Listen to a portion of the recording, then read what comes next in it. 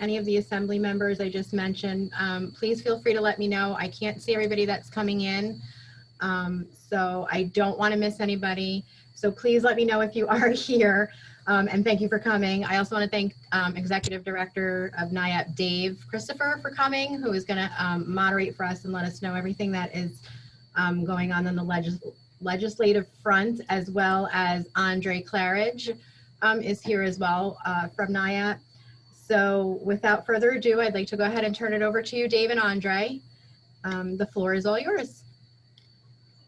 Thank you, Belinda. Can everyone hear me okay? Yes. Make sure we've got our tech going here good. Also want to acknowledge our state president, Ted Nugent, who's also on the call. He's a member of this chapter, and we're lucky to have him here today. I'm going to go through a little bit about NIAP. Mike, I know you know all this, but I have sensed there was a couple new legislators or staff members on the call today, so I prepared a little backstory on NIAP before we got into the legislative agenda.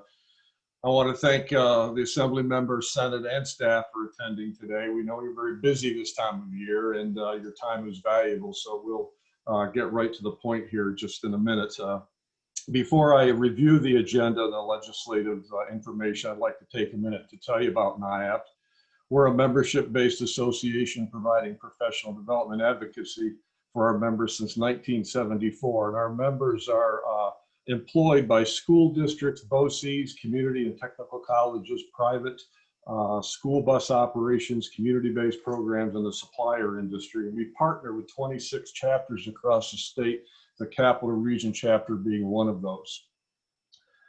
We've engaged in advocacy for the transportation industry for many years, and we're proud of that impact we've had on important laws and regulations that govern our industry and our state. And as a result of that advocacy, we believe that the enviable safety record that our state enjoys, providing the safest form of transportation to our students and our communities, is a result of that work.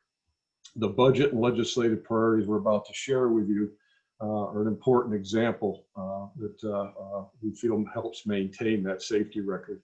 And we're pleased to present this information to you and request that you consider this information in our proposals as you form the 2022 state budget and consider other legislative initiatives. These proposals are the result of the work of the association's legislative committee, whose sole purpose is to promote safe and efficient transportation services to the communities we serve. And we propose this agenda with full understanding of the difficult budget situation our state is in this fiscal year. Again, thank you for attending today's meeting. I'm going to share the screen now, Claudine, if I can. Hey, Dave, I just want to interrupt real quick and thank Jessica Holler for coming. She is from Assemblywoman Fahey's office. So thank you for being here, Jessica. Hi, Jessica. All right, let me share the screen here. Okay, are we sharing okay? Okay. So I'd like to begin with a discussion of the executive budget proposal before we start with our legislative agenda. There's a couple items in the executive budget proposal.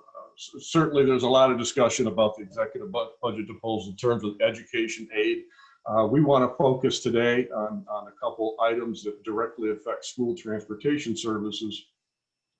We'll begin first and foremost with the services aid proposal. Essentially, that proposal is taking all of the expense-based aids that have been in place for many years and combining them into what's called a services aid. This has been proposed in the past over probably the last 5 to 7 years as I go back in history. This proposal is reducing the services aid package, if you will, by $393 million. It's offset this year by the some federal funding called I have to read this because it's a mouthful, the Coronavirus Response and Relief Supplemental Appropriations Act, which was approved in this late December, if you recall, by Congress. Certainly in the 21-22 fiscal year, We're not going to see an impact on this, supposedly, but we're very concerned about what's going to happen in the out years. The governor's proposals through the years have targeted these expense-based aids packages because of I guess the thought that it's they increase beyond inflation.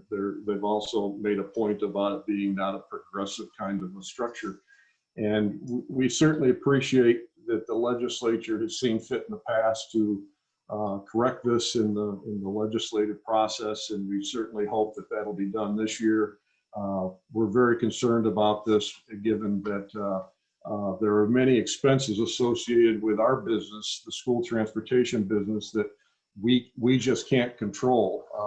There's certain kinds of transportation mandates, such as mandates to transport students who are attending special classes, students who are homeless in foster care, going to charter schools, non-public schools. Those are all things that are very high cost drivers for our business, and and many times out of our control. So we think the expense-based aid process has been in place for many years is a fair approach.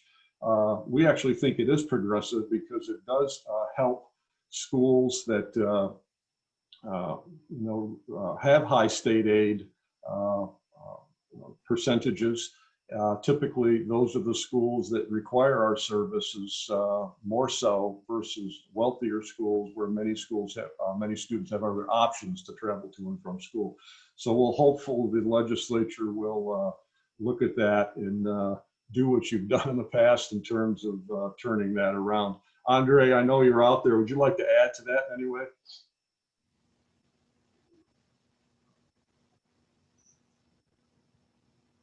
I'm guessing Andre, you're muted. I'm thinking you're muted. Sorry about that. No, I think you covered it.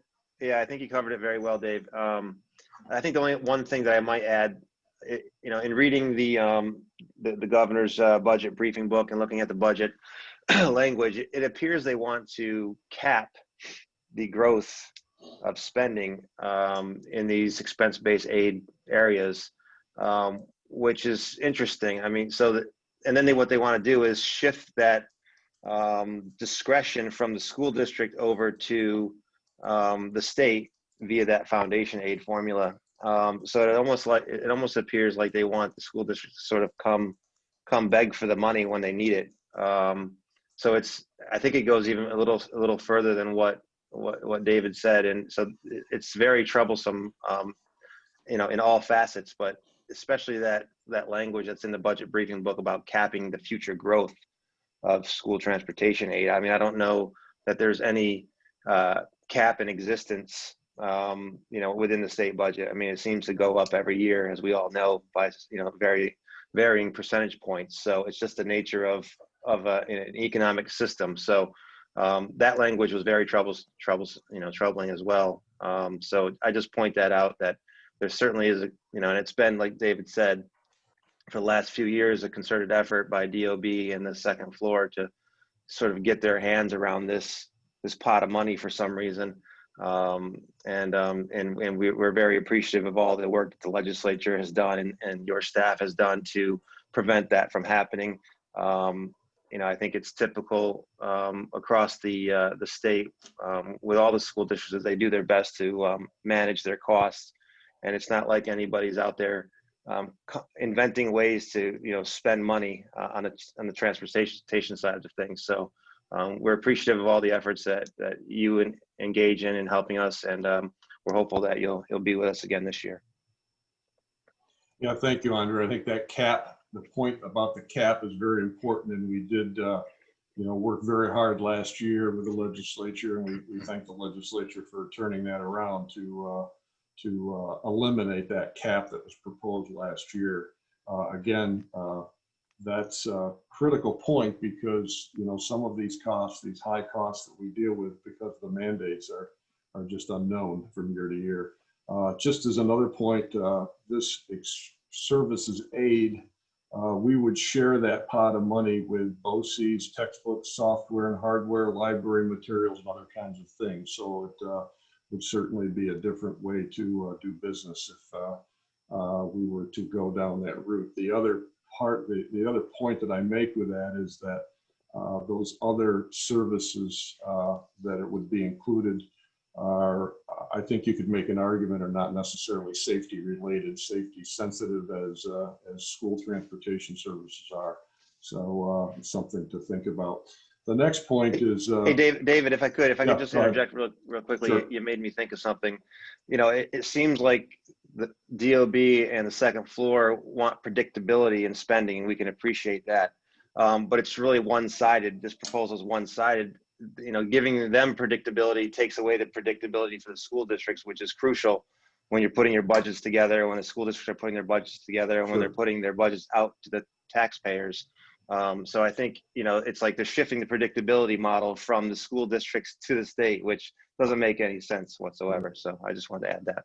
Yeah, excellent point. We made that point last year that should this happen and a cap be placed on these expense-based aids in the school transportation world, effectively what would happen is that students would have to come off buses, which we all know is not the best, the safest way for kids to travel to and from school, or it would be a shift to local taxpayers. So I think that's an excellent point, Andre, that you made there. So the services aid, obviously, we're asking the legislature to take a look at that and give it the same consideration as was given last year. Next is the pandemic-related school transportation costs. This is the issue from last spring when the delivery of meals and supplies, provision of Wi-Fi and other kinds of things were conducted by school transportation services across our state when we were schools were closed due to the COVID-19 virus and the executive order. We advocated for state aid to be paid on those expenses for delivery of meals and supplies, et cetera, and as did other associations. And the governor did provide for that in the executive budget. We certainly appreciate that. It was something that we were asked to do in school transportation operations all across our state stepped up and did an unprecedented job delivering meals and food, et cetera. The concern we have with this, it really doesn't go far enough. There's a lot of expenses that were related, that continued during that closure. Maintenance of buses, training of drivers, all those kinds of things that we needed to do to be ready for school opening when we were called upon to open school. In fact, we didn't know schools were going to be closed until, beyond, that initial pause that we dealt with, week-to-week pause. So across our state, for the most part, many operations continued to maintain services, maintain their buses, kept their drivers qualified. And, as a result of that, expenses were borne by local school districts. And when we were asked to open schools, they were ready to go.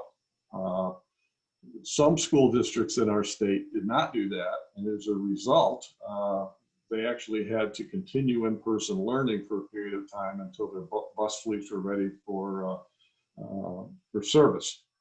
So we're asking for that to be looked at also in terms of providing state aid during these executive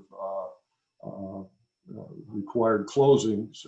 And we actually have on our legislative agenda a plank that says, during executive order closings and other closings, for instance, weather-related closings.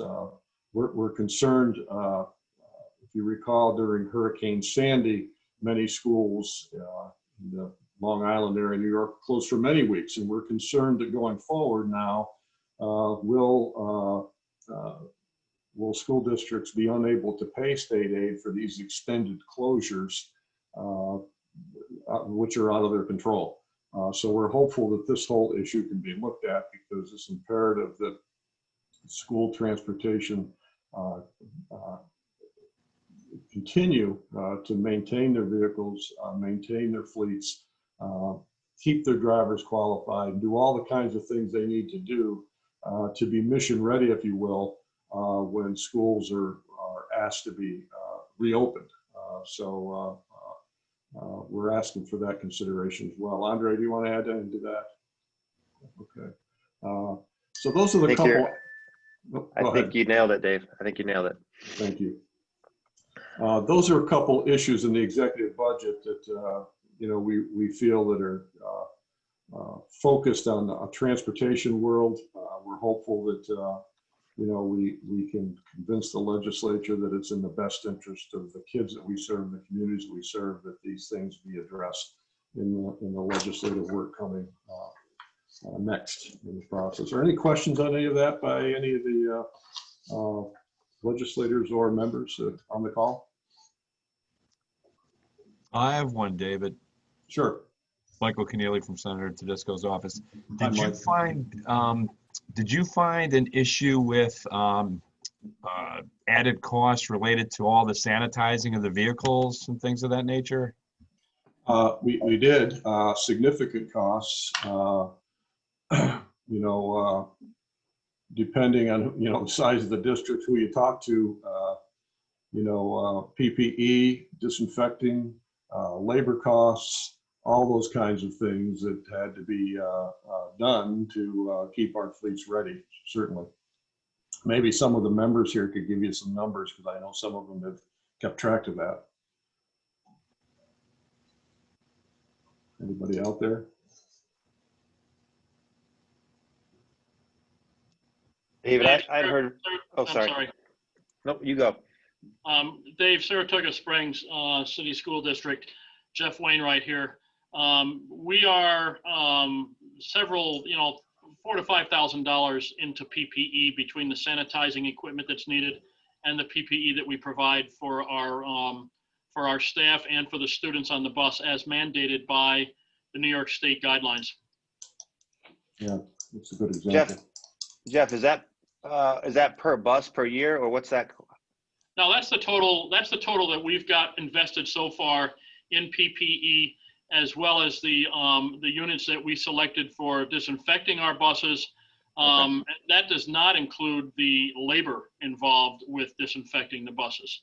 That accumulates because we are out there for 4 to 5 hours a day with several people disinfecting each of our 103 buses on a daily basis.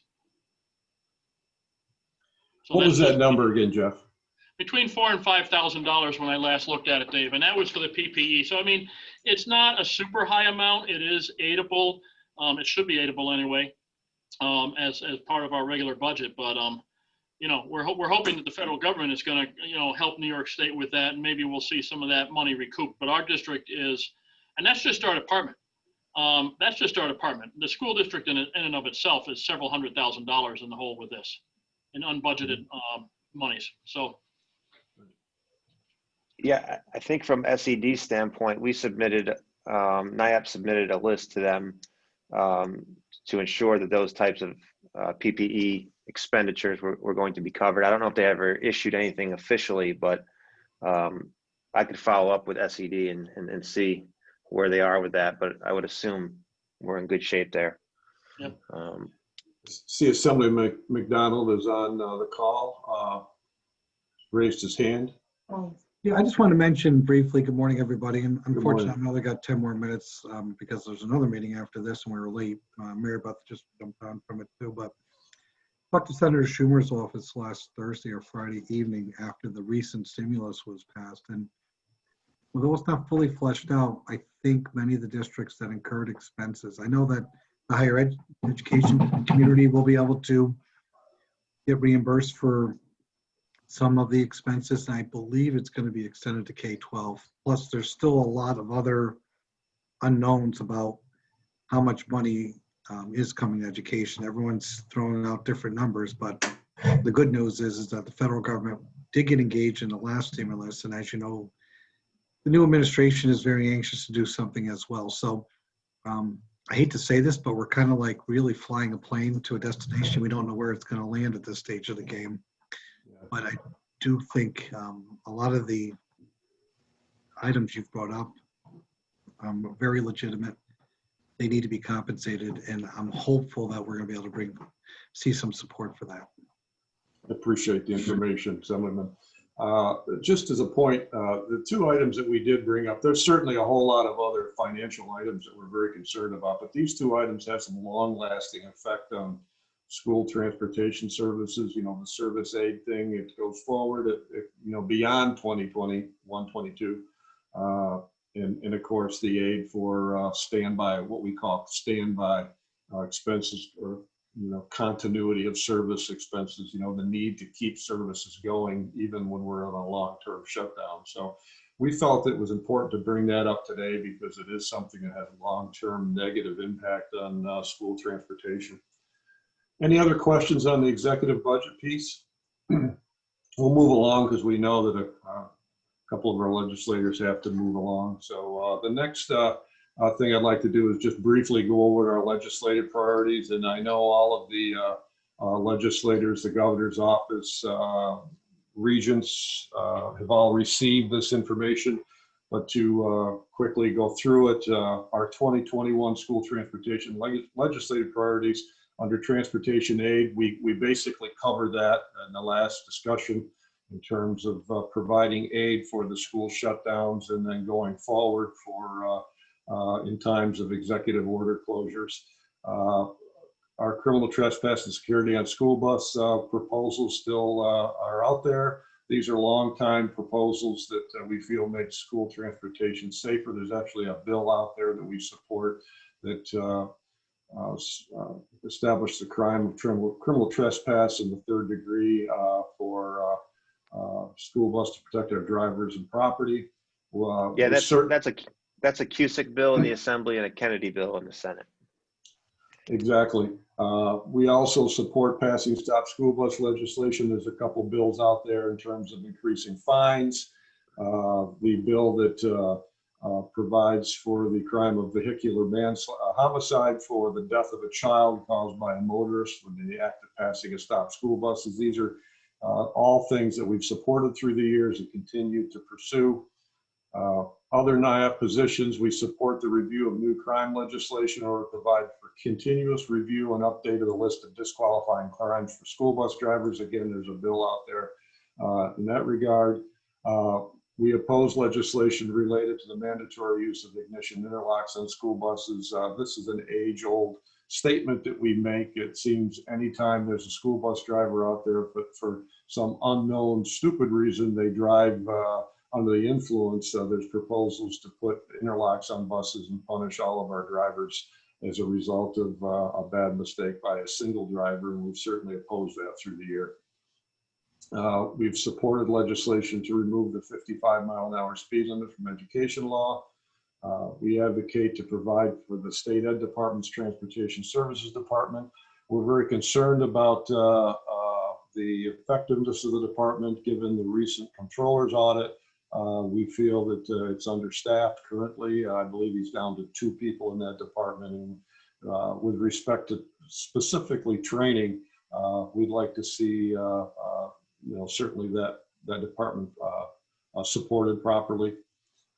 We support the removal of operational restrictions from the regulations of the Commissioner of Motor Vehicles in terms of the strobe lights on school buses. Currently, there's a law that allows for strobe lights to be used on school buses. However, it's somewhat restrictive. And we've actually had issues across the state where, because of their misuse, we've had drivers ticketed for that. And we'd like that to be loosened up a little bit. But we think it's a great idea to give greater visibility to school buses. However, it's very restrictive in terms of its requirements. And we'd also support the removal of financial penalties for shared services among school districts to create greater transportation efficiencies. Next, in terms of the budget, are there any questions on the legislative pieces?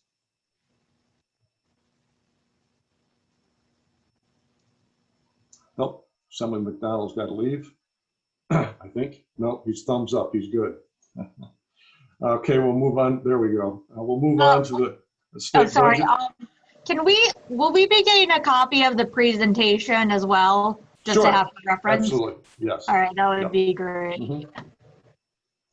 To move on to the state budget priorities, we're asking for continue to provide sufficient funding for school transportation services, and that is what we just talked about, essentially, the expense-based aid structure. Again, we feel that's very important, and you know, I think we covered that under the executive budget discussion. However, we can't stress enough the need to continue for the safety of the students we serve and the communities we serve, that be looked at by the legislature.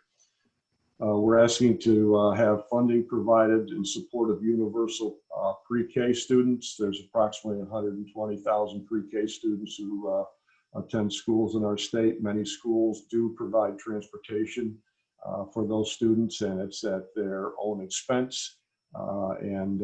We've advocated for years that that become an aidable expense, and we certainly hope that that's considered in the future as well. I know Assemblywoman Fahey has always been on board with that with us, and I hope that is something we can look at. Next, allow expenditures for school bus monitors to be eligible for transportation aid. Again, this is something we've asked for through the years. It certainly is probably more important today given the COVID-19 crisis, in that we're asking drivers in many cases to manage not only the students on the bus, but now social distancing on buses, taking attendance on buses, et cetera. And in many cases, there are schools out there that are in need of monitors, and they're using them at their own expense to manage the current situation. However, even before COVID, student management has become a greater issue in terms of bullying prevention and those kinds of things. And we've advocated for consideration for state aid to be paid on monitors as well. We partnered with school boards a couple of years ago on a driver shortage study, and one of the things that came out of that study was many people don't move into the industry to drive a school bus because of student management issues. And we feel that if school districts have the financial ability to put monitors on buses in some cases where necessary, not all school bus drivers need monitors, that it may essentially help the school bus driver shortage as well. So that is something for consideration as well. Next is the annual reminder that the $400,000 that is allocated to the state ed department for school bus driver program be allocated again this year. This is very important for the continued training and of our 50,000 plus school bus drivers, attendants, and monitors in our state. This provides for training, curriculum, and resources for our school bus driver instructor corps to go out and train our school bus drivers, monitors, and attendants. And this is absolutely critical for training and the safety of the kids that we transport. We have a couple new items on our agenda this year that I'd like to spend a little time on. One is a New York State tax credit for to try to address the school bus driver shortage. Essentially something similar to what we provide teachers for school supplies and other entities out there, other groups out there. One of the reasons that people don't move into this industry is they don't have the money to get even started. Many people come into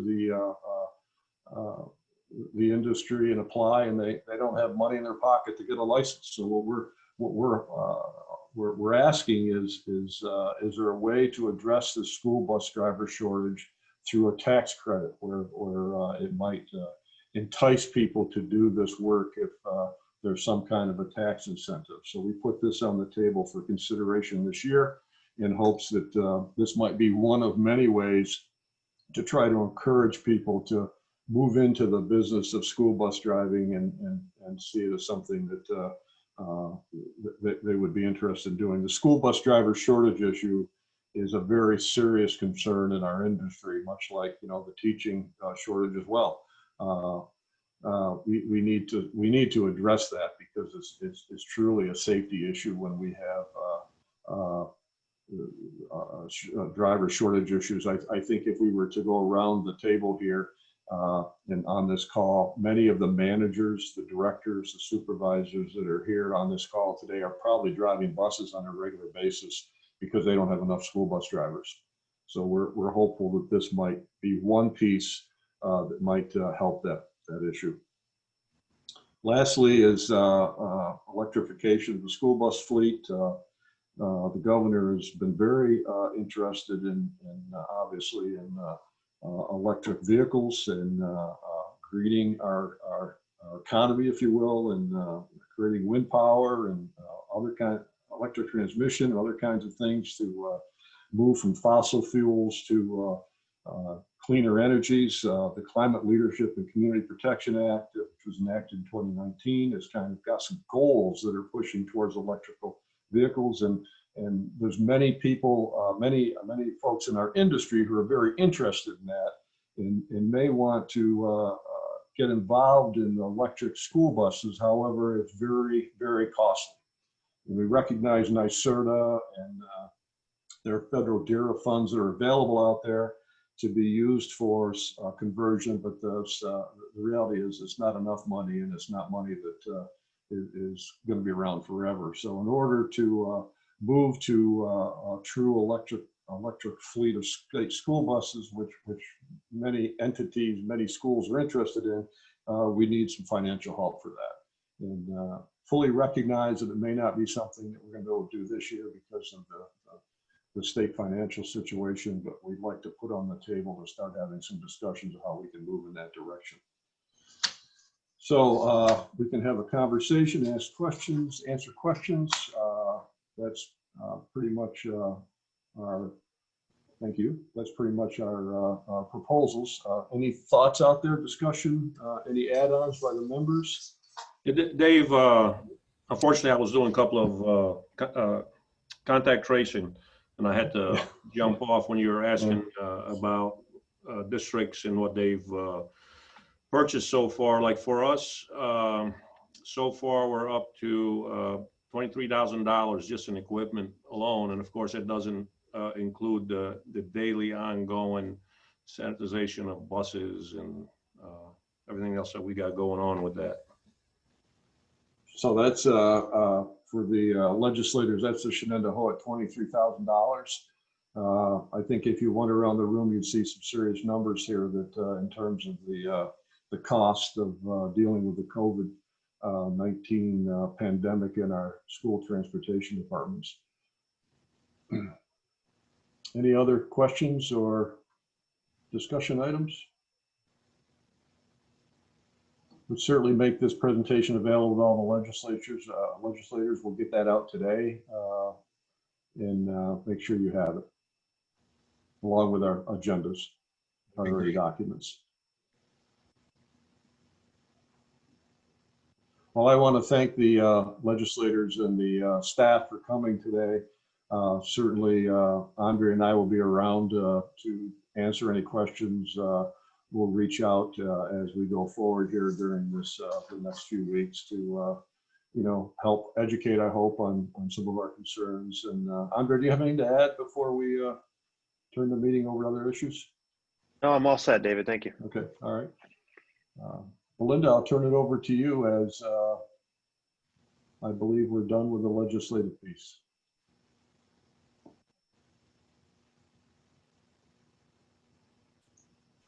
I don't see Belinda anymore. I'm here. I was also contact tracing, so There she goes. I was bouncing back and forth. God bless you. Yeah, it's fun. So thank you. I know we saw Assemblyman McDonald come, Assemblywoman Walsh show up. Corey from Assemblywoman Walsh's office. So thank you all to them for coming. Thank you, Dave and Andre as well for coming. And Ted, I'm so sorry I didn't say hello to you earlier and let everybody know you were here. I just always take for granted that you're here. So I do apologize, and thanks for our president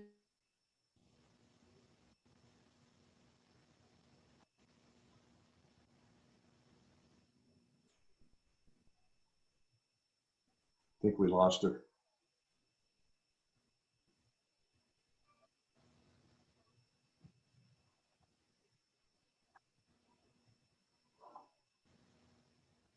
Like we lost Shen completely. Uh-oh.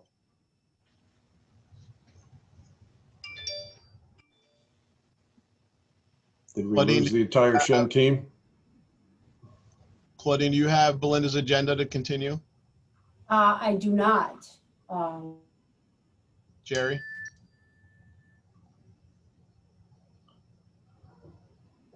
Well, I we go. guess, No, she didn't share the whole agenda. I mean, I know we were talking about the legislative items. Couple of things that I will point out after reviewing a few things. If you haven't sent in your payment yet for your membership, just a reminder to go ahead and do that. I know we're still waiting on quite a few payments for that. yeah, we've got a couple legislative folks still on. Okay. We're going to move over to a business meeting. I know, Mike, I think you're still here. I don't know who else is still here, but certainly if you're welcome to stay if you want, but I know you've got a lot of things on the plate. So if you want to move on, we certainly understand that. Oh, okay. Will do. And I just wanted to thank you for everything, keeping us informed on everything, and I'll certainly share your thoughts with the senator. And Thank you. miss not seeing you guys in person. Yes, maybe next time, we hope. Looks like Shen is back. There they are, yeah. You guys have a great day. You too, Mike. Thanks for coming. Thank you. Belinda, did you pay your internet bill? Apparently not. You know, you all thought that we had this great big budget and reserve. Well, clearly they weren't paying the internet. So I don't know what's going on here. I apologize, everyone. So we still have you, Dave, right? I know Still here. one of the things that I'm sure your emails have been blowing up as well as mine is over this PDS from PTSI. So I have spoken to a lot of the members here, but they're here now. So I would like to just give them the opportunity, if they hadn't reached out to me, to maybe like just let us know the struggles they're facing. I did have several smaller districts that, you know, and those of you who are in a smaller district right now, you're the transportation director, you're the dispatcher, you're the routing specialist, you're the only SBDI person there, you handle all the training.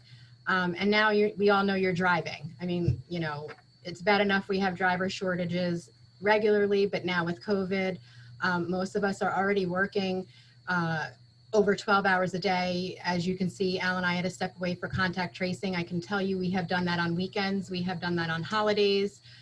There's just no end to it. So, you know, our concern is no one is saying we don't want to do it. No one is saying we want to pass on it, we want to buy. You know, we're willing to do the work. We understand it's important, but we're just asking for a little leniency. You know, North Colony and Colleen and Denise, you're on. I think Amanda's on as well, and you can speak to this. I don't want to speak for you. Had an excellent solution. You know, why can't we work as a team? And you know, if they don't want 10 people doing one presentation like we have at Shen, we have 9 SBDIs. I get that, but break us up into groups 2 to 3. And this way we can produce something really good and not be accused of, you know, shoddy work like Harold told us last year or cheating or any of that stuff. None of us want to do that, but in some ways we feel like our hands are tied. We have no choice but to turn in and work like that because they won't work with us. You know, this whole year, you know, the state and everybody, governor is telling us, you know, we're in this together all over the TV. We're all in this together.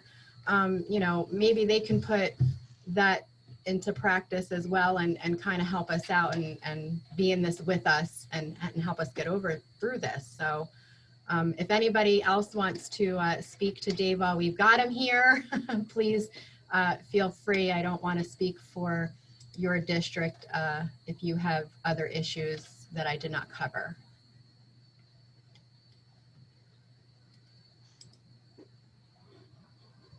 No? Okay. Well, then- My question is, Dave, is this something that you can, that you've heard about? Is it something that you can advocate for on behalf of our chapter or other chapters, you know, to try and get a reprieve on this? It just seems like there's no flexibility in what their expectations are this year. I mean, you know, the last thing we're talking about is doing is, you're talking about bus drills and how you're going to accomplish bus drills and getting them done remotely, virtually with kids from schools. It just, we need some flexibility, Yeah, I mean, I can certainly advocate for anything. The success of that is the question. I can tell you that I did have I called Paul yesterday. I had a call with Paul yesterday, just kind of in prep for this meeting. And I wanted to kind of understand where this was coming from. I shared with him, the industry is, flat out. They're working long hours. They've got a lot of contact tracing they're doing. Many are driving because of driver shortages. And I can tell you that, he shared with me several times. I completely understand that, Dave. The regulation says we have to do a PDS, and last year, shut this off. Last year, we were going to do these kinds of presentations at the PDS, and we couldn't do it because of the, obviously because we didn't have the PDS. So he feels that this is a reasonable request, an 8-minute, 10-minute video. Please don't shoot the messenger. I'm not, advocating for Paul. I'm sharing the information. I think at this time, at this point in time, there really is no way to, he's not agreeing, obviously, to delay or to put off the PDS. I didn't get into the discussion at length about doing a group video, Belinda, as you shared with me this morning, because I wasn't aware that was something that you were proposing as a solution. He did suggest that you do a video as a spring emergency drill, and he says because it's very likely you're going to be doing virtual emergency drills in the spring, after March anyway. So you could use it for two purposes, but he did not express a lot of wiggle room on this. I've not heard a lot about this across the state. I mean, I participate in chapter meetings all the time now. David, can we ask, maybe you can go back to them and find out if we can do a group video? Because, I mean, in districts the size of Shen, Guilderland, and where we have multiple SBDIs, how many videos do we need to shoot for our district? I mean, it seems very redundant and a waste of effort to have multiple videos for one district. Yeah. Well, I don't think he's looking at this. And again, Jerry, I'm not advocating for state ed. I'm just sharing what I know.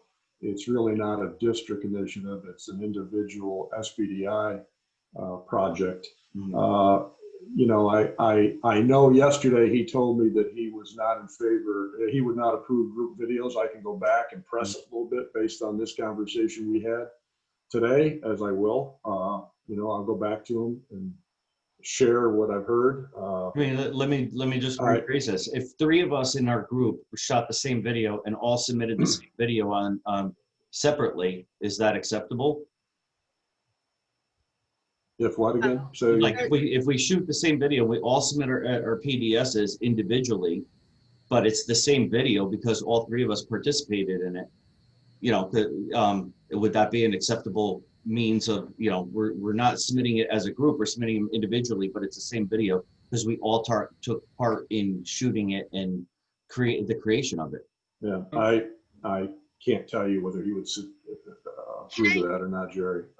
Yeah, I mean, I'm getting a lot of, I've emailed the state education department and Paul directly regarding refreshers and the PDS, and I am not getting any response from that office whatsoever. Yeah, well, just so you do know, he's down to 2 people again, himself and 1 others. He did have a full staff at one point, and apparently the 2 staff members who are, pay-wise on the lower levels bid on higher level jobs and they move out, and that's a problem there because they continually have shortage of help there because of that structure that they have. That was part of our legislative, one of our planks here, that they need to fix that because it's affecting the industry. Again, I'm not advocating for state ed. I'm just trying to tell you what I know. You know, Paul and his second in command there basically spend all their time approving, I think, 17,000 transportation contracts that have to be done by law, you know, by a certain time, and this other stuff kind of falls to the wayside. Just as another point, I know that a couple of you have contacted PTSI. Paul is the final say on what this PDS, how this PDS is delivered and what it's about. And if PTSI is the contractor, Paul has the final decision. So he's really the person who has to make these decisions. I'll go back to him on behalf of the industry. I was about to say that in other chapter meetings I've attended, I've heard from some folks who are not, you know, technologically advanced, if you will. They're concerned that they're going to be able to produce a video, and we have offered, NIAP has offered a couple people who can assist in that if that's the case. But I haven't heard that here. It's, you know, you folks, I'm pretty sure on the call pretty much have got this figured out. It's just time. And, you know, I think, you know, what I'm hearing also is just the insensitivity to the times in terms of, you know, we're in a COVID crisis, everybody's busy. You know, why can't we have some flexibility here? Denise, you got. Yeah, I just want to jump in real quick because I have another meeting that I have to get to at 11. And since I'm the one that sent the email to Belinda and Dave yesterday, like I want to speak to it. So we did reach out to PTSI about working collaboratively. They said no. And in fact, they said that the only way we could assist each other is basically hold the camera while the one SBDI gives the presentation. So Jerry, to your point, no, you can't work together. It is essentially, you know, but it's not just a 10 or 12 minute video. It's a 10 or 12 minute video. It's when we do our online PDS, we can't pause a 2-hour video. I you know, I was being a little snarky in my email yesterday, and, you know, I do apologize for that a little bit, but, you know, like, obviously that's something that we're going to have to do at home. We're going to have to do at the weekend. I can't stop a video to let my dog out, or I'm going to get disqualified. Like, you know, I think you can stop that and pause it, can't you, Denise? No, it clearly says in one sitting that this must be completed in one sitting, or you can't. You either have to start over or you're disqualified. Couldn't we pause it last year? I thought we could pause last year and step away and come back and restart. Yes, but to finish the whole section though. Oh, yeah, last year you had to go through the whole section Right. again. You And could then you stop can it, but go start. through the whole section. Right. you know, this year they're saying that we can't pause it. And, you know, they're from my point of view, PTSI should be supporting us, empowering us, helping us provide quality training to the new people that we're bringing in. And every year their requirements are becoming more and more, from my point of view, ridiculous, burdensome. Like a couple of years ago, when they demanded everybody bring a laptop to their PDS, that our laptops sat in our bag. And, you know, my dad's an SBDI in a 19A, my mother-in-law's an SBDI in a 19A. My mother-in-law went out and bought a $1,200 laptop so that she could have it for this PDS because she didn't want to risk losing her certification that she's had since the 90s. Lo and behold, it sits in her bag the entire time. The fact that we have to put it on a USB drive and mail it to them is preposterous.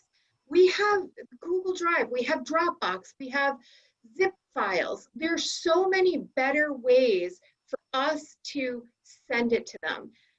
My dad, every time he has to put something to a thumb drive, I have to tell him, you have to right click, you have to do send to, you know, like, it's not just us that are in the office that have now become savvy with setting up Zoom meetings, setting up webinars, and go to meetings and all of this. We have driver trainers who are great driver trainers who are looking at these requirements that they have to fulfill that are just saying, it's too much, I'm not going to be able to do it. That's the part of it that nobody from PTSI or apparently Paul has forgotten what it's like to be a school bus driver, to be a working transportation professional, to sit back and go, yeah, this looks great. Let's tell them they can't pause their video. Let's tell them, you know, on top of our staff working 10 hours a day, we're working 12 hours a day. Like Belinda said, we're working nights, weekends, holidays. Like they should have some insight on this. And for them to put that out, it's like, oh wait, you don't want me here? Who do you want to do this job if you're going to alienate all of us by making it so that we're bitter and resentful and just doing it because we have to? Is that the message that we want to send to the drivers when we bring them into the presentations, when we bring them into the refreshers? We're doing this because we have to, not look at this is quality and we want to like share this with you guys so that we can help you do a better job. And by the way, Dave, we're still using, I don't know if you remember when you were here, the training videos from PTSI, and they're like from the 70s with standard clutches and stuff. So they clearly have not updated their videos, but yet they want us to do all of this stuff like Denise just laid out. And correct me if I'm wrong, guys, no one is saying we don't want to do it. No one is saying we shouldn't have to do it. No one is saying we want to pass on it. What we're saying is, here's our problem, but here's a solution. Our solution is let us work together. And if they don't want us 9 SPDIs turning in one thing, fine, groups of 2. You know, who doesn't have 2 SPDIs? Well, then let them reach out to another district, neighboring district that may only have like 1 SPDI, Greenwich, Voorheesville, maybe Ann, I don't know how many you have. You know, maybe you can reach out to a neighboring district and work with that 1 SPDI as well. So 2 people in a group working together, I think is a reasonable compromise. You know, I don't think anybody's saying we flat out don't want to do it and we don't think we should have to. I think we're just all saying, you know, we've all had to be flexible. We've all had to be forward thinking and teach our retirees how to use, you know, Google and everything else. We've had to make these adjustments. We've had to bend on a lot of our procedures and policies and rethink how we've been doing things. We need the same thing from them. Rethink what you've come up with. Let us, you know, have some input on how we do it. Let us work together. Let us collaborate. Let us send 1 video for 2 or 3 SPDIs and not 9 and not 12 from 1 district. They'll be there all day watching videos anyway. So, I mean, the disappointing part for me, Belinda, as you know, I just shared with you the video we shot in our district. You know, that was a lot of time, a lot of money, the redundancy, you know, now it's, you know, it's just, you know, it's redoing everything multiple times for, I don't know, if we just did it, if we followed the protocol to do the video for the winter drill, why are we shooting another one again? and you know, we still did our drills in person and we still plan to do our drills in person. So, you know, we don't have a video to shoot. We don't have a video to show. We don't have any of that and we don't plan on showing one. So, you know, now we all have to make this video where, you know, some other districts, maybe they already have one in the works. We don't, you know, I know North Colony, I don't think you guys did either. You did your drills regularly. We Hey, don't. Dave, you hit the nail on the head when you said that, you know, what you're hearing is that SED and others maybe are insensitive. Not only are they insensitive, they got their head in the freaking sand. They need to goddamn pull it out. We're in a goddamn pandemic. They're freaking thinking and sending out letters as though we're pre-pandemic, like we've done stuff before. That crap needs to freaking stop, to be honest with you. Why are they dictating how I hold my damn safety meeting, right? Yeah. I should be able to do it all, the entire department, almost 300 people on a Google Meet. I don't need Paul Overbaugh or anybody else to tell me, yes, you can or no, you can. That's bullshit, to be honest with you. And you know, these people need to goddamn come. We had 29 drivers out one day last week. 29 freaking drivers. They don't know what the hell's going on down here. You know, yeah, I know he's short. He's got a couple of people and he's short. So freaking what? So we're all short. We need them to goddamn remove the obstacles from our way, right? So we can meet the goddamn mandate. It's that freaking simple. But they're stuck behind the goddamn regulation. He should have gotten off his ass, just like DMV did, that allowed drivers to drive with freaking expired licenses and whatnot for months, right? Did the accident rates go up? Come on, he should have got off his ass. He should have went to his boss and said, this is what we need to do so we can see our colleagues through this goddamn pandemic. It's that freaking simple. They hide behind freaking regulation. It's freaking insane. It's insane. I said my piece. I think you hit the nail on the head, Al. I think the one thing we didn't talk about was the safety refresher. And I've got to be honest with you, we struggle enough here trying to, get our people to use technology, especially when you're dealing with older people that have never had to do that, to tell them they got to do a remote meeting and have their camera on and they got to, I'm like, come on, I mean, we don't have the means for that. And I have written 3 emails to that department right now. We use Safe Schools platform for our training. And I've already talked to Tim Murphy, and we can shoot the video for the Core 3. We can include the bus drill, video. We can make it 2 hours. I can create a list of questions for knowledge testing. I've done all my homework to find out that we could do this refresher this way, and I cannot get an answer from SED. If this will be an acceptable platform, I can track attendance. I can get their knowledge base. I mean, Safe Schools is the platform in which Guilderland is using for our training method. I'm never going to get my retiree drivers on a video call. It's just, it's going to be virtually impossible. But we can get them on a video call. We just can't get them to jump between breakout rooms and different groups and get back into the main classroom. That they're not going to do. They are not going to do. And then they want to submit all these evidence that we held it. That's really a professional insult from Paul Overbaugh and from PTSI and whoever else had the goddamn hand in this freaking decision. Period. So as I understand it, there's distance learning, which is what you did in the fall, Al, correct? And there's this new process that they've created called, for the essentially to hold like a remote learning, like if you're sitting home on a Zoom call.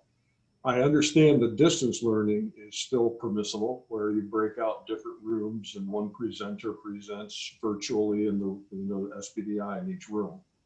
Is that the Safe School model? I'm not familiar with Safe Schools. Well, Safe School model, you have different modules. You log on, you have login credentials, you log on, and then okay, yeah.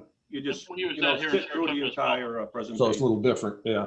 Yeah, what I'm talking about is I've gotten my department to log on to a Google Meet. They know how to log on to a Google Meet, and that's it.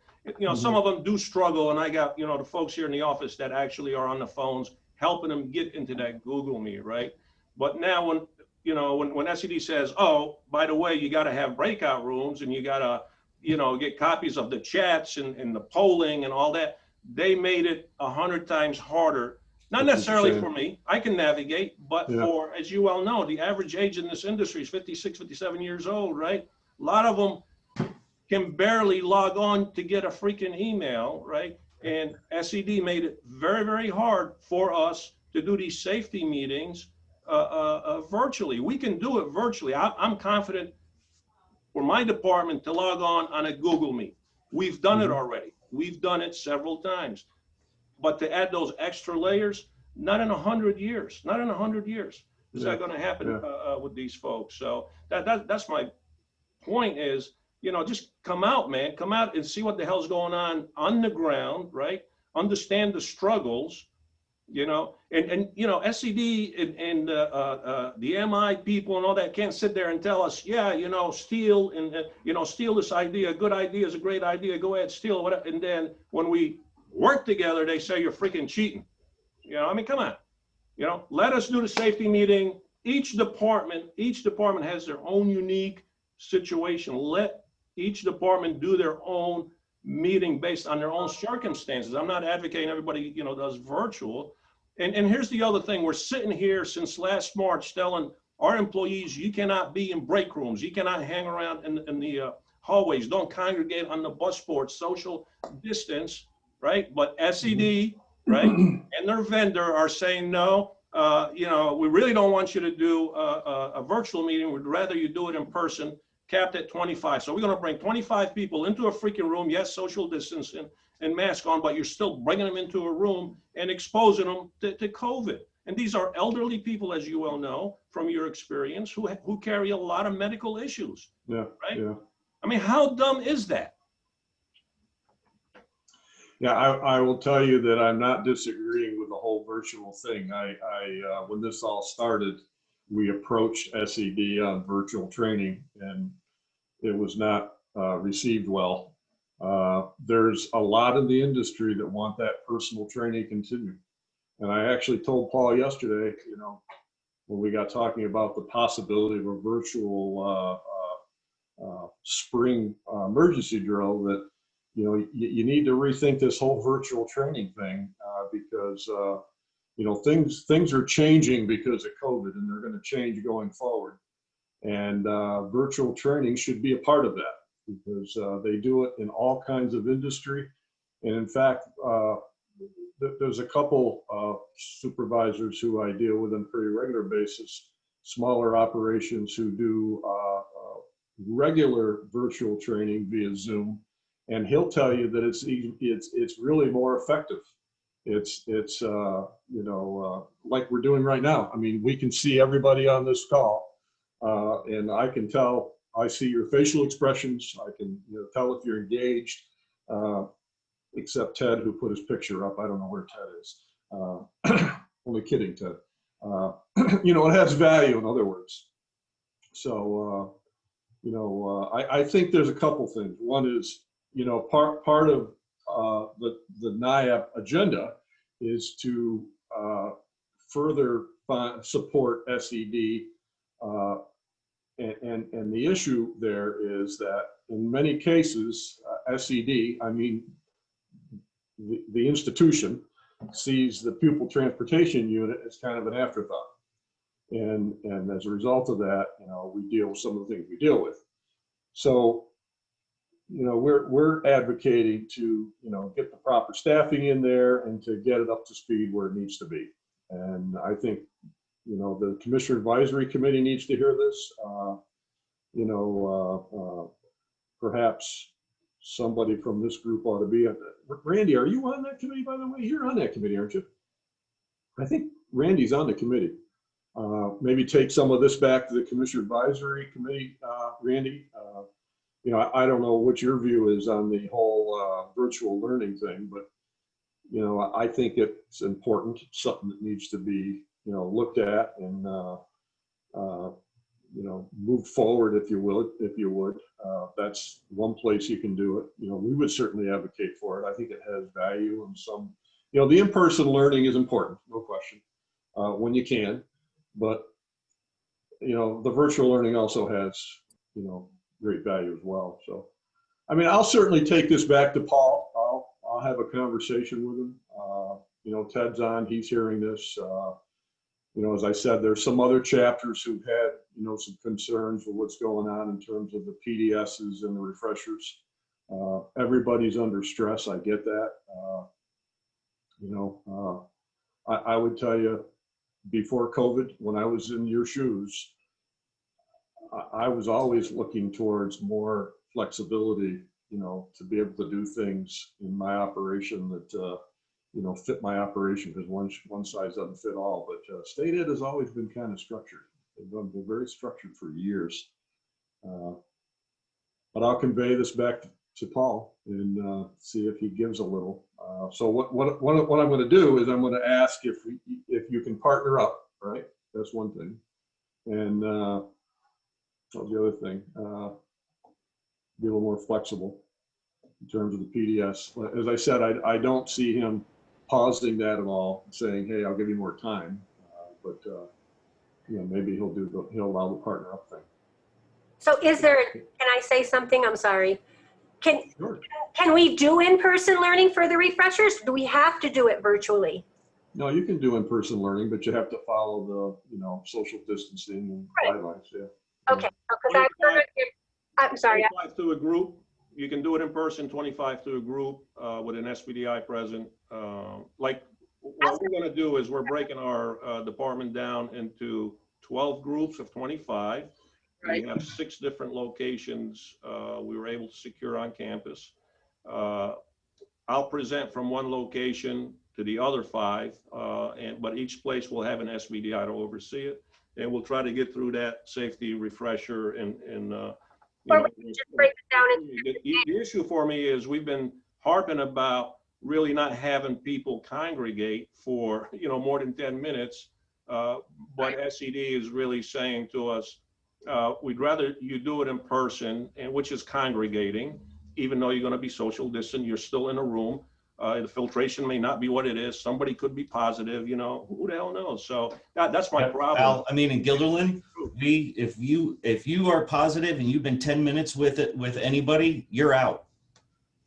So I could wipe out 25 drivers in, one meeting. Who could sustain that way? Well, What he should have done was he should have said, do it virtually to the, that best suits your needs without all that extraneous BS that he added to it with, you got to videotape it and you got to fill out this and, send the list of the attendees in so they can get certificates.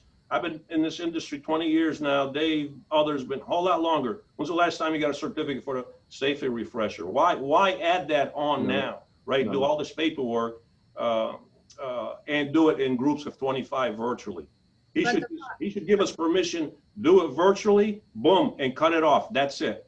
The other problem with doing it in person is, yes, there's COVID, but with the 25 people, and you have to have an SPDI in each room, there are some districts that only have one SPDI. So how do they Right. have an SPDI to each room to monitor this? They have to then secure locations for a duration of time, whether it be once a week for the next month or however many people they have. So there's a lot of issues and restraints on the in-person as well that I don't think anybody has taken into consideration there too. Yeah. We did it every day. We broke it into groups of different hour groups, small groups of people, and on different days at different times. Okay, so they would come in and they'd have the class, and then when they leave, we disinfect the seats and the chairs and everything, door handles, and then we'd have the next group in with the doors and windows open. We had ventilation, we had small groups, but we had like, how many? 18 is all we were allowed in a room. We had 6 18. different sessions. Right.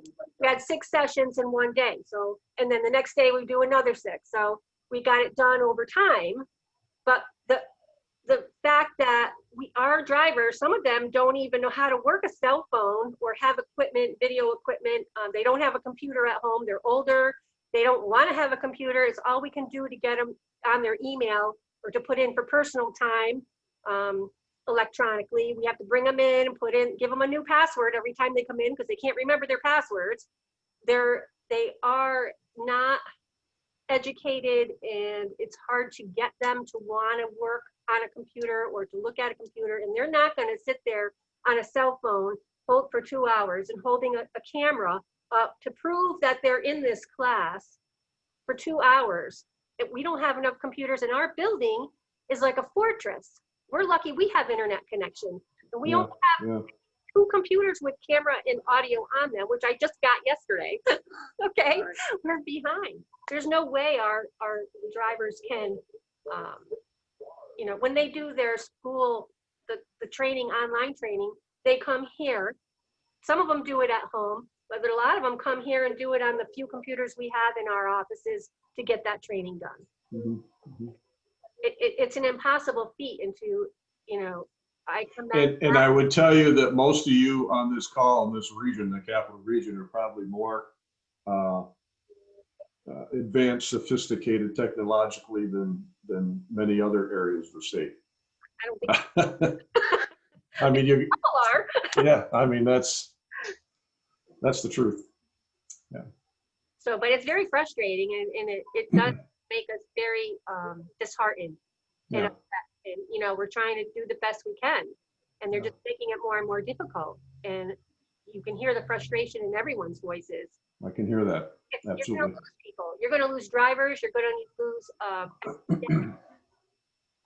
because it's too difficult. You know, how many master instructors? You know, you had a course going out. We need master instructors. Well, you're not going to get them if you don't have enough SPDIs to apply for that. Yeah. I will certainly carry the message and do the best I can. I think this is really a long-term discussion to have beyond the immediate moment, because you know, there's many things in this whole training structure that needs to change.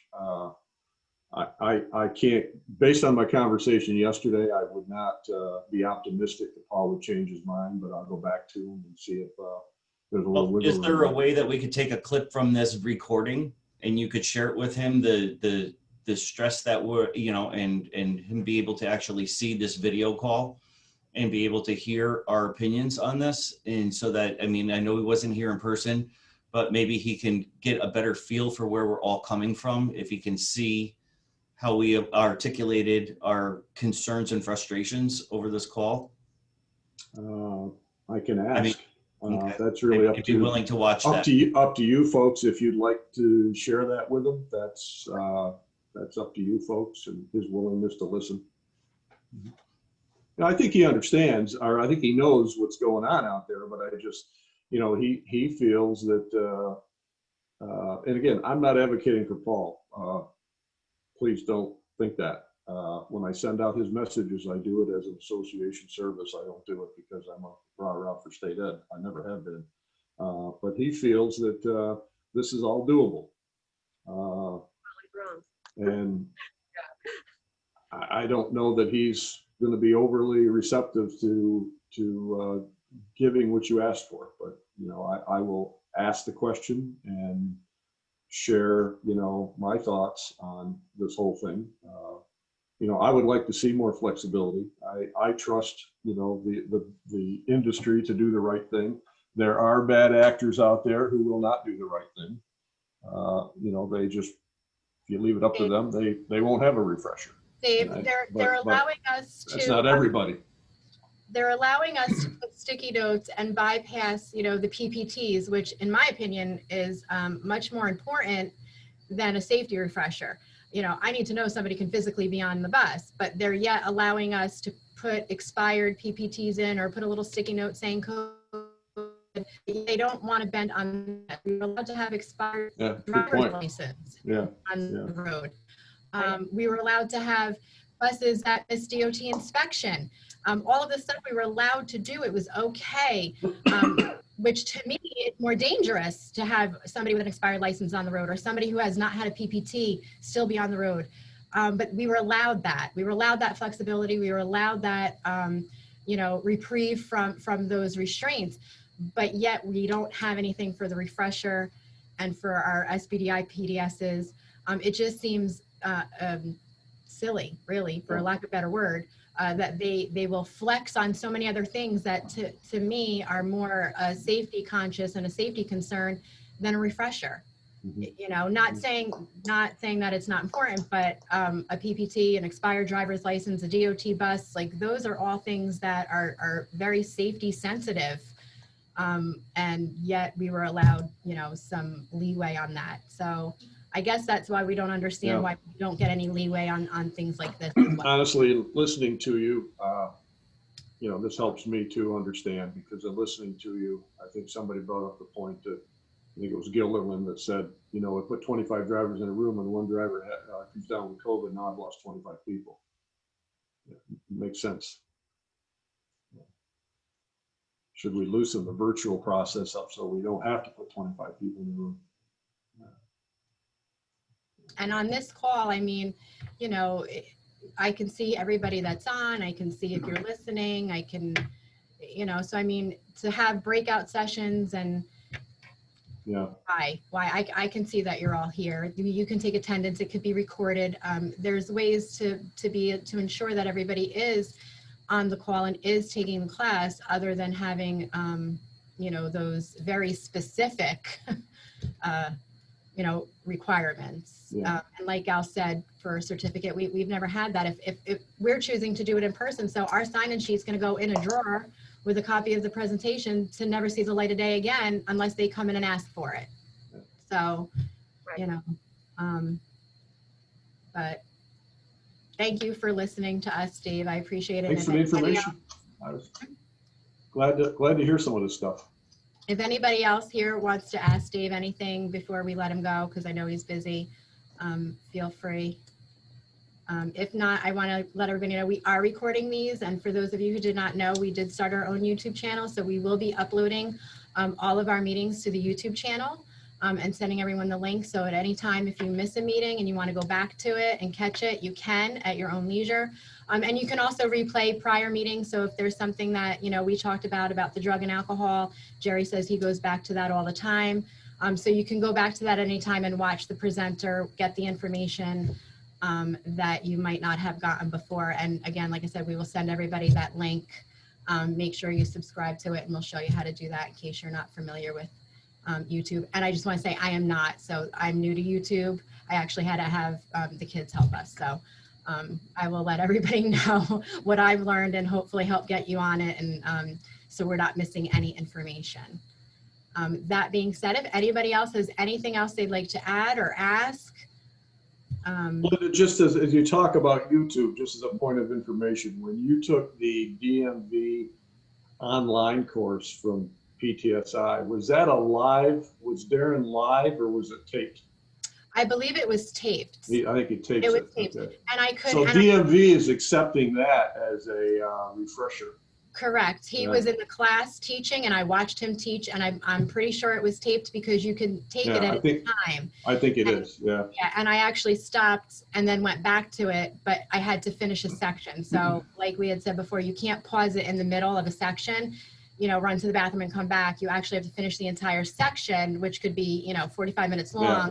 Then you can stop it and it'll pick up where you left off. Well, my point of asking that is, you were talking about the YouTube channel. People go back and grab the information on a YouTube channel. DMV's doing, you know, their remote learning. You know, we do it via Zoom. PTSI is doing it, you know, in that format. Maybe I could use that information with Paul to, you know, share with him that there's other ways to do this. So, okay. That would be great. Appreciate it. Good information. I appreciate the information and thanks for inviting me. You know, I'd like to attend your meeting more often if you invite me. I'm on these meetings all the time. That's how I learn. So feel free. I'm always available. So thank you, everybody. Thank you for coming and listening to us. Yep. Thanks for the invite. Thanks. And thank you all for being here. I know you're real busy, so with the interest of letting us all get back to work, because I know Al and I probably still have some tracing to do, make sure we're all set there. Everybody have a great day, and I will be sending out the link to our YouTube channel so you can subscribe to that and make sure that you stay up. Linda, Yes. you want to introduce Kareem? I don't know if he's still on. I think he stepped away. I was going to actually send out an email. Is John here? John Bizik? I see him. I see his name. John's sleeping. He's been sleeping. He's been trying to connect for like an hour. Yeah, I know. Apparently Bethlehem didn't pay their internet either. But yes, Kareem Johnson, the new director, transportation director of Bethlehem. So he's not, I believe he's Al from North Carolina. Somewhere south, yeah. Somewhere south, not from New York. So welcome him to the Capital Chapter, to NIAB, to New York. And I'll reach out to him. South Carolina. Thank you, Laura. Is Laura from Bethlehem here? Is she from Bethlehem? No. Oh, okay. Tyler Tech, Laura. Oh, Tyler Tech, Laura. Hi, Laura. Thank you, South Carolina. So Kareem is from South Carolina, and he is joining us now at Bethlehem. So we welcome him, although he had to step away for a moment. So if you're around him, reach out to him and make yourself known and give him a helping hand, will you? Yep, absolutely. Explain to him how it's done in New York. Also, Belinda, while you're doing that, our routing specialist, Mel Monaco, who has been with us since 2011, has recently been promoted to the Director of Transportation position at Corinth Central School District. As you all know, that's the gateway to the Adirondacks. We expect her to say that at every meeting, so make sure you tell her. Yeah, I'm trying to get, she's got to get her onto the chapter, but she just started there on Monday, so. Jeff, can you make sure that we get her updated email address too? I will, I'll send it to you. Okay, perfect. So that we make sure that she continues to get all of the information to as she moves over to Corinth. So congratulations, Mel. Congratulate her for all of us. Does anyone else have anything they want to share? Okay. Well, then everybody have a great rest of your day. Thanks for coming. Weekend, Bye, everybody. thank you. Bye.